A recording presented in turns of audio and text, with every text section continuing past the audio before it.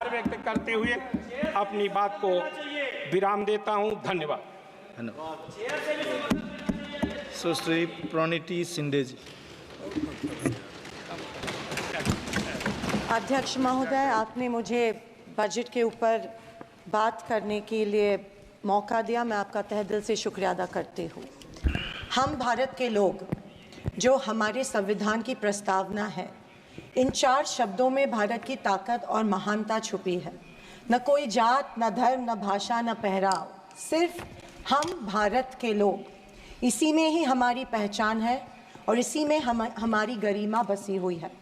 पर पिछले कुछ सालों में इस पहचान को, इसी ताकत को धर्म की राजनीति से कमज़ोर बनाया गया है। आज 2024 के बजट पर बात करने के लिए आपने मुझे मौका दिया। मैं थोड़ा आपको इतिहास में ले जाना चाहती हूँ। हम सब जानते हैं और पूरा विश्व ये मानता है कि कुछ शतकों पहले भारत सोने की चिड़िया थी। उस समय जीडीपी और इस प्रकार की चीज़ें नहीं थी, पर भारत इकोनॉमिकली और कल्चरली विश्व की एक महाशक्ति थी। और हम ये भी जानते हैं कि भारत में शूरवीरों की कोई कमी नहीं थी। बावजूद इसके मुट्ठी भर हमलावरों ने हमें कई बार लूटा, और न सिर्फ लूटा, हमें सैकड़ों साल गुलाम बनाए रखा। ऐसे क्यों हुआ? पहले मुगल, फिर अंग्रेज ने भारत पर राज किया। ये वो कर पाए क्योंकि सोना, चांदी, हीरे जवाहरात, पैसे की कोई कमी नहीं थी। लेकिन कमी सिर्फ एक बात की थी, और वो थी सामाजिक एकता की। धन, दौलत, ताकत कुछ मुट्ठी भर राजाओं और समाज के ठेकेदारों के पास थी। 90% समाज प्रताड़ित था, और मैं ये कहूँगी कि जानबूझकर इन्हीं समाज के ठेकेदारों के द्वारा देश गरीब रखा गया था। आज हमारा देश दुनिया की 5वीं लार्जेस्ट इकोनॉमी है, और मुझे ये उम्मीद ही नहीं बल्कि पूरा विश्वास है कि हम जल्द ही दुनिया की पहले नंबर की इकोनॉमी बनेंगे, क्योंकि इसके प्रगति की मजबूत नींव स्वतंत्रता के बाद के सरकार ने रखी थी। पर इसी के साथ आज हम सामाजिक तौर पर जात, पात, धर्म की शाखाओं में बिखरते जा रहे हैं, कमज़ोर होते जा रहे हैं। फाइनेंशियल इनइक्वालिटीज़ बढ़ती जा रही है। पैसा और सत्ता कुछ चंद ठेकेदारों के पास संचित हो रहा है, या मैं ये कहूँगी कि सत्ता की लालसा में ऐसा करवाया जानबूझ के जा रहा है। मेरी ये सब बातें कहने का तात्पर्य यही है कि समाज की प्रगति सिर्फ मजबूत इकोनॉमी से ही नहीं, समाज की एकता में है, और हमें इतिहास में हुई गलतियों को दोहराने से बचना चाहिए। बीजेपी पिछले 1 दशक से सत्ता में है, पर इनके मुताबिक आज भी हिंदू खतरे में है। क्या ये हकीकत है, या फिर बीजेपी हिंदुओं को इस डर में रखकर अपनी राजनीति चमका रही है?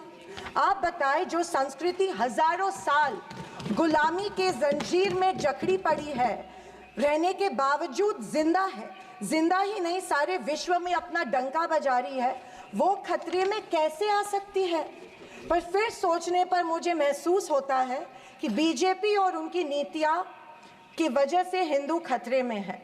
एक नदी के बहाव की तरह बहती चली आ रही हमारी हिंदू संस्कृति है। सामने आने वाले हर कट्टरता के पहाड़ों को काटते हुए, हर पत्थर के सेंध लगाते हुए वो बह रही है। उसके बहाव को ना कोई तलवार काट सकती है, ना ही कोई पहाड़ रोक सकता है। पर आज दुर्भाग्यवश उसी नदी के बहाव रोककर कट्टरता में ढालने की कोशिश की जा रही है, और मैं समझती हूँ कि यही भारतीय संस्कृति के पतन का कारण बन सकता है।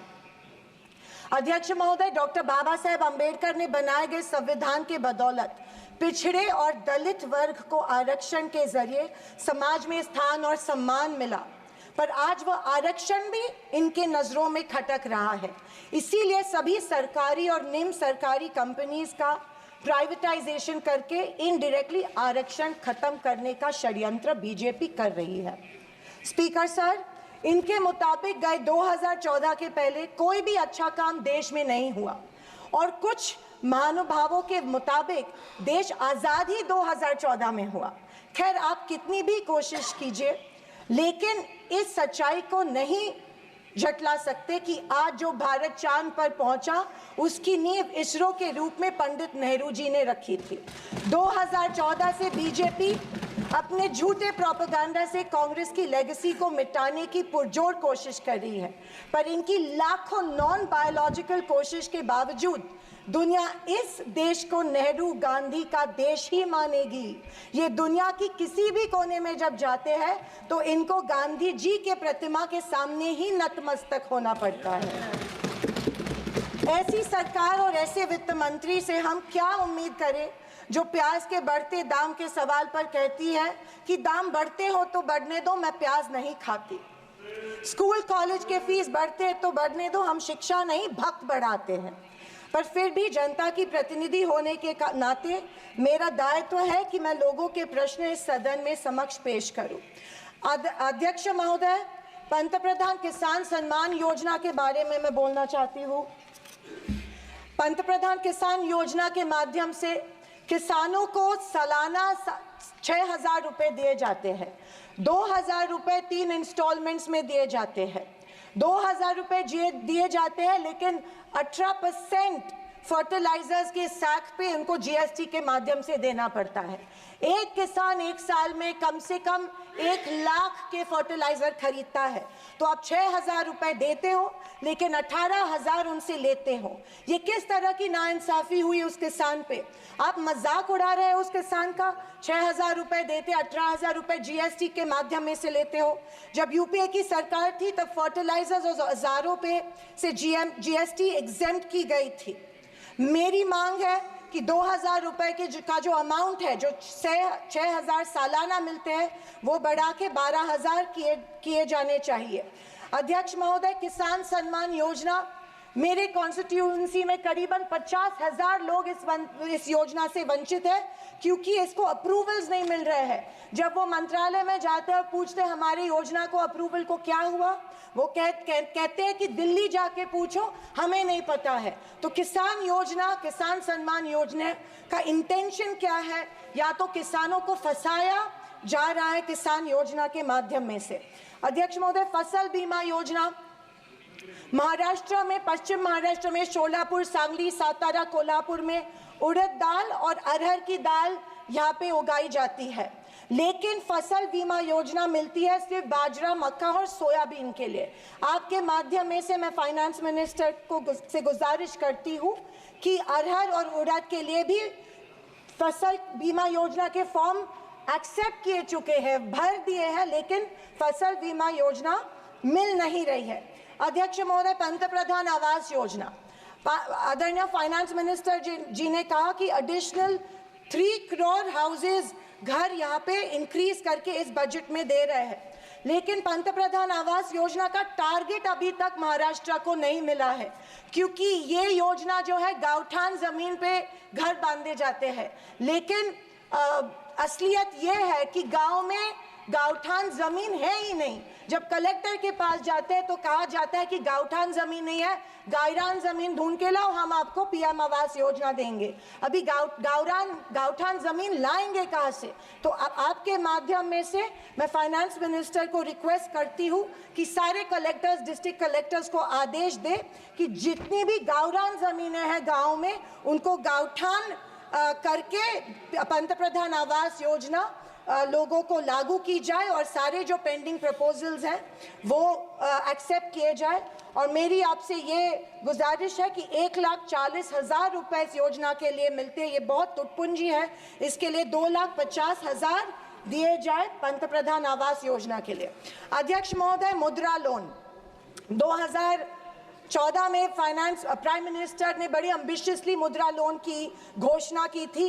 कल फाइनेंस मिनिस्टर ने इसकी जो राशि है 10 लाख से लेके 20 लाख की, लेकिन मुद्रा लोन उस पीरियड में उन्हीं लोगों को मिले जिनकी सिफारिशें बीजेपी के कार्यकर्ताओं ने की थी, जबकि सामान्य आदमी जो है, आम आदमी जो है, उसको ये लोन नहीं मिला था। सिर्फ कुछ चंद लोगों को ये लोन दिया गया था। मेरी ये मांग है कि कोरोना के टाइम पे जो लाभार्थी मुद्रा लोन का कर्ज फेड नहीं पाए, उनके लिए जैसे अपने अदानी अंबानी के लिए कर्जा माफ किया है, वैसे इन लाभार्थियों के लिए भी कर्जा माफ किया जाए, तुरंत माफ किया जाए मुद्रा लोन का जो परत फेड करने का कर्जा है। आदरणीय अध्यक्ष महोदय, माइक्रो फाइनेंस और चिट फंड्स जो दिए जाते हैं हमारे सेल्फ हेल्प ग्रुप्स को, बीड़ी कामगारों को, पावर लूम वर्कर्स को दिए जाते हैं, हमारी काफ़ी सारी महिलाओं को दिए जाते हैं, लेकिन ये माइक्रो फाइनेंस और चिट फंड्स पे के ऊपर रेगुलेटरी अथॉरिटी नहीं होती है, इसीलिए ये बेहिसाब इंटरेस्ट इन लोगों से, गरीब लोगों से लेते हैं। अध्यक्ष महोदय, मुझे इस बात का दुख हो रहा है कि कल के बजट के स्पीच में हमारी अन्न धान्य सुरक्षा योजना जो है, अन्न सुरक्षा योजना जो यूपीए सरकार ने लाई थी, उसके बारे में फाइनेंस मिनिस्टर ने कोई जिक्र नहीं किया। पिछले 10 साल से हमारे देश का जो गरीब है उसको, एपीएल कार्ड धारक को अन्न धान्य योजना का लाभ नहीं मिल रहा है। 10 साल से करोड़ों लोग इस योजना से वंचित रह रहे हैं, भूखे मर रहे हैं, और जैसे शैलजा जी ने कहा था, कुपोषण का प्रमाण जो है हमारे देश में बढ़ रहा है।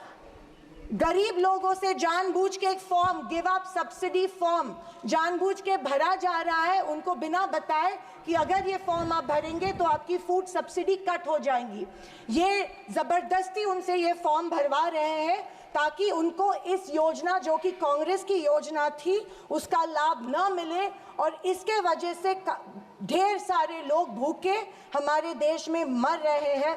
मैं फाइनेंस मिनिस्टर से ये गुजारिश करती हूँ कि एपीएल कार्ड धारक को तुरंत इस योजना का लाभ मिला जाए और सारे के सारे जितने भी लोग हैं उनको धान मिला जाए।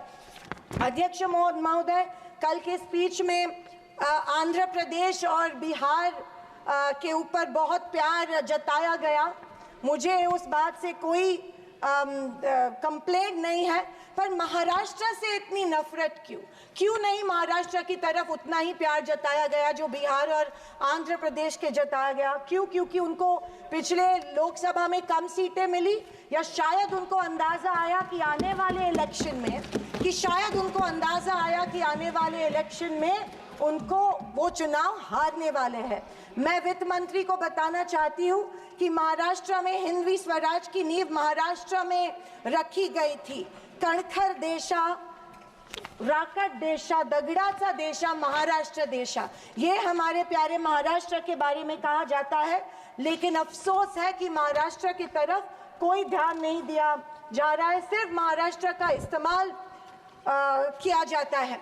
अध्यक्ष महोदय, रेलवेज के बारे में बोलूं तो रेलवेज में स्लीपर कोच की संख्या जो है वो कम कर रहे हैं और फर्स्ट क्लास और सेकंड क्लास की संख्या बढ़ा रहे हैं। देश का जो आम गरीब आदमी है वो स्लीपर कोच से ट्रैवल करता है, वो फर्स्ट क्लास और सेकंड क्लास से नहीं किया जाता है। मैं आपके माध्यम में से, मेडन स्पीच माध्यम में से गुजारिश करती हूँ कि स्लीपर कोचेस की संख्या बढ़ाई जाए। अध्यक्ष महोदय, मेरी शोलापुर के कुछ मांगे रखती हूँ और मैं समाप्त करती हूँ। हमारे शोलापुर में एयरपोर्ट है लेकिन एयर सर्विस नहीं है। उड़ान स्कीम में आया गया है, लेकिन जानबूझ के वहाँ पे जो चिमनी थी, ऑब्स्ट्रक्शन था, वो तोड़ा गया, लेकिन अभी तक वहाँ पे एयर सर्विस शुरू नहीं है। बोरामनी एयरपोर्ट है, वहाँ पे इंटरनेशनल एयरपोर्ट के लिए फंड्स एक बार दिए गए, लेकिन फिर फंड्स नहीं दिए गए। मैं वित्त मंत्री से गुजारिश करती हूँ कि बोरामनी एयरपोर्ट के लिए फंड्स दिए जाए। मंगावेड़ा जो हमारा तालुका है, वहाँ पे जो इरिगेशन स्कीम है, वहाँ के 35 गांव जो है वो पानी से वंचित है। मैं विनती करती हूँ कि वो गांव के लिए भी आप इरिगेशन स्कीम जल्द से जल्द अप्रूव करें। अंत में मैं यही कहना चाहती हूँ कि बीजेपी विपक्ष की अवहेलना कर रही है कि हमें इतनी सीट्स मिली, जनता ने अस्वीकार किया, पर आपके 400 पार का क्या हुआ? पर मैं उनसे कहना चाहूँगी कि हम स्वीकार करते हैं कि सरकार बनाने के लिए पर्याप्त सीट्स नहीं जीत पाए। हाँ, हम हमारी बातें जनता को बेहतर तरीके से शायद नहीं समझा पाए, लेकिन ये भी कहना चाहूँगी कि हार गए तो क्या हुआ, झोला उठा के चल नहीं देंगे, यही डटे रहेंगे। एक मजबूत विपक्ष के रूप में भारत की जनता की आवाज बुलंद करते रहेंगे, सिर्फ और सिर्फ इस देश के लिए और इस देश के जनता के लिए। और आखिरी कुछ शब्द कह के मैं समाप्त करना चाहूंगी कि सत्ता की लालच में न फैलाओ समाज में ध्रुवीकरण का रोग। सत्ता की लालच में न फैलाओ समाज में ध्रुवीकरण का रोग, आपकी हस्ती मिटा देंगे हम भारत के लोग। जय हिंद, धन्यवाद, जय महाराष्ट्र। धन्यवाद। अन्य सदस्य श्री जगदीश शेट्टर जी। जगदीश